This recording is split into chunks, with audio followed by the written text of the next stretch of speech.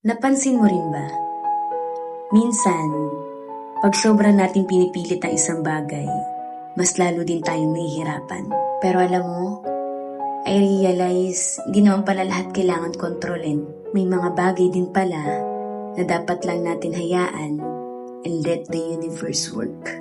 And narinig mo na rin ba yung salitang law of detachment? It means, gagawin mo yung best mo, ibibigay mo yung kaya mo, pero pagkatapos, you trust. You trust the timing, you trust the process, and you trust yourself. Kasi kapag sinuko mo lahat ng bigat sa itaas, mas lalong gumagaan ang pakiramdam. At doon, nagsisimula ang tunay na healing. And letting go doesn't mean giving up. It means you're creating space for what's truly meant for you.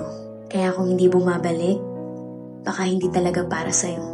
At kung hindi gumagana, baka may mas magandang plano. Because remember, when you stop forcing, life flows better. Kaya sa bawat pangarap at bawat laban mo ngayon, gawin mo ang best, ibigay ng buong puso, and then, let the universe work. Dahil lahat ng bagay na nakalaan sa'yo ay darating sa tamang oras, tamang panahon, at tamang